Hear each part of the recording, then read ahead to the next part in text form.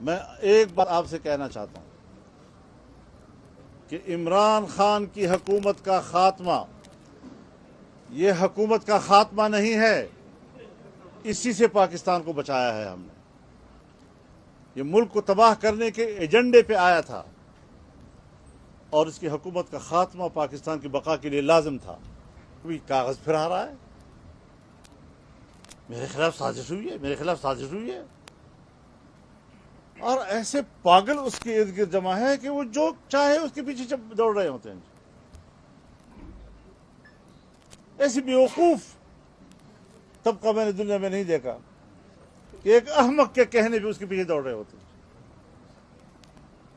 اور آج کل کہتے ہیں جی ہم تو جہاد لڑ رہے ہیں۔ جہاد کس چیز کا لڑ رہے ہو؟ تمہارے خلاف جہاد جائز ہے۔ بے حیائی، فحاشی، عریانی، مہنگائی، بے روزگاری، بین الاقوامی اداروں کے ساتھ غلط ان کے شرائط پر معاہدات، اس پر دستخط کرنا، ملک کی معیشت کو بیچنا، بیڑا غرق کر کے رکھ دیا آپ نے پاکستان کا، اور اب پھدک پھدک کر پھر رہے ہو ادھر ادھر کہ میں تو ملک کو بچا رہا ہوں۔ عمران خان اپنے حدود میں رہو، جمعیت والے زندہ ہیں، ہم زمین اتنی گرم کر دیں گے آپ کے لیے کہ آپ کی یوتھیوں کے نرم تلوے اس زمین پر نہیں رکھے جا سکیں گے۔ ہم فضا کو اتنی گرم کر دیں گے کہ تمہاری یہ چھوٹی چھوٹی تتلیاں ان کے پر نہیں برداشت کر سکیں گے اس فضا کی گرمی کو۔ حدود میں رہو۔ ہم نے صحیح کہا ہے کہ تم ایجنٹ ہو کسی کے، وہ کیا چیز؟ لاس اینجلس سے کر ڈی چوک تک تمہارے تعفن کی بدبو پھیل رہی ہے، اخلاق تمہارے یہ ہیں، کردار تمہارا یہ ہے، تم ہمیں پاکستان کے نظام سمجھاتے ہو؟ گندگی اور غلاظتوں سے توقع ہے کہ وہاں سے پھول اٹھیں گے، خوشبوئیں اٹھیں گی۔ لا الہ الا اللہ ایک انسان کو غیرت دیتا ہے۔ جب آپ اللہ کے سوا کسی کے سامنے جھکتے ہی نہیں ہیں، ایک چھوٹا سا انسان غیرت مند ہو جاتا ہے۔ پیسے والے آدمی جو کسی کے سامنے جھکتا ہے اس کی کوئی عزت نہیں ہے۔ ایک مزدور بھی جب غیرت مند ہوتا ہے تو لوگ اس کی عزت کرتے ہیں۔ اور پھر جو یہ مدینہ کا انقلاب آیا تھا، اس کی دو چیزیں تھیں، اس کی بنیاد دو جگہ پہ رکھی گئی تھی۔ ایک تو انہوں نے انسانوں کو آزاد کر دیا، ایک سسٹم دیا، ایک عدل اور انصاف کا نظام لیا۔ انصاف انسان کو آزاد کر دیتا ہے۔ جس معاشرے میں جو حضرت علی کا قول ہے نا، ظلم کا کفر کا نظام چل جائے گا لیکن ظلم کا نظام نہیں چل سکتا۔ نا انصافی کا نظام اس لیے نہیں چل سکتا کہ جو پاکستان میں ہیں بڑے بڑے مافیا بیٹھے ہوئے ہیں، قانون کے اوپر ہیں، قانون کی بالادستی قائم نہیں ہونے دیتے کیونکہ وہ فائدہ اٹھا رہے ہیں کرپٹ سسٹم سے۔ تو وہ جب تک وہ یہ بڑا بڑا مافیا بیٹھا ہوا ہے اور کہتا ہے کہ ہمیں این آر او دے دو اور باقی غریبوں کو پکڑو، وہ ملک آگے نہیں بڑھ سکتا۔ تو ہمارے نبی صلی اللہ علیہ وسلم نے سب سے پہلے مدینہ میں انصاف قائم کیا کہ میری بیٹی بھی اگر جرم کرے گی تو اس کو سزا ملے گی۔ اور تمہارے سے پہلے بڑی قومیں تباہ ہوئیں جدھر قانون نہیں تھا، جدھر انصاف نہیں تھا، جدھر طاقتور کے لیے اور کمزور کے لیے دوسرا۔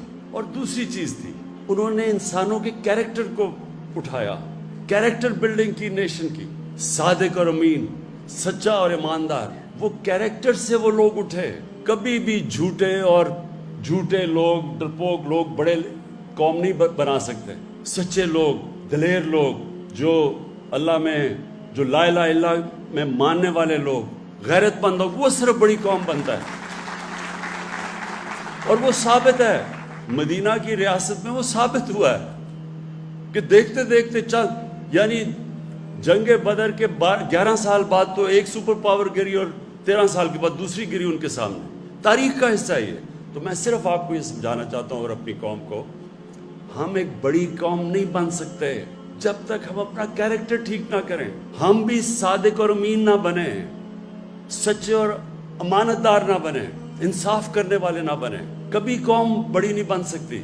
جو مسلمان جب پھیلے تھے ساری دنیا میں تو لوگ ان کے کیریکٹر سے متاثر تھے۔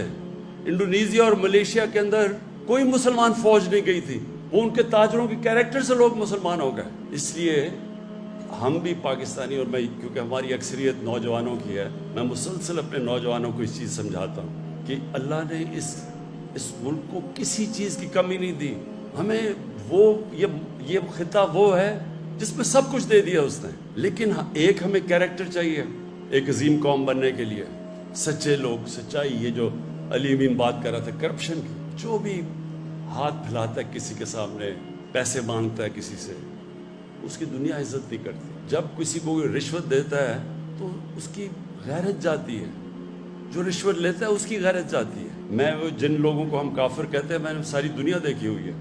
آپ حیران ہوں گے، وہاں اس طرح اخبار پڑا ہوتا ہے، لوگ پیسے ڈالتے ہیں، اخبار کوئی دیکھنے والا بھی نہیں ہوتا. کبھی وہاں سوچتے بھی نہیں کوئی دھاندلی ہوگی الیکشن میں. ہمارے یہاں پولنگ ایجنٹس بیٹھے ہوتے ہیں، وہاں ہو رہا ہوتا ہے، پھر لڑائیاں ہو رہی ہوتی ہیں. وہاں تو آتا ہے سیدھا ووٹ ڈال کے چلا گیا، کوئی پوچھنے والا بھی نہیں ہوتا، کوئی کہتا نہیں دھاندلی ہوئی. کہیں دیکھ لیں یورپ میں الیکشن ہوتا ہے، کہیں کوئی سوچتا بھی نہیں ہے دھاندلی کا. ہماری الیکشن سے پہلے ہماری گھنٹوں میٹنگ یہ نہیں ہو رہی ہوتی کہ ووٹر کو کیسے نکالنا ہے، دھاندلی کیسے روکنی ہے.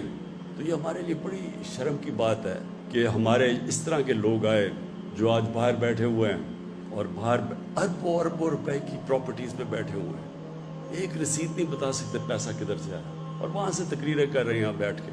اس لیے جو جب تک اگر ہم نے بڑی قوم بننا ہے، عظیم قوم بننا ہے، وہ جو ہمیں بننا تھا، جو یہ بہت بڑا پاکستان کا کانسیپٹ تھا. تو میں صرف آپ کو شروع میں یہ بتا دوں کہ ایک تو سسٹم کے اندر ہم آج جنگ لڑ رہے ہیں قانون کی بالادستی کی، سارے مافیاز کے خلاف، یہ اس پہ انشاءاللہ ہم کامیاب ہوں گے. اور دوسری، قوم نے اپنے آپ کو چینج کر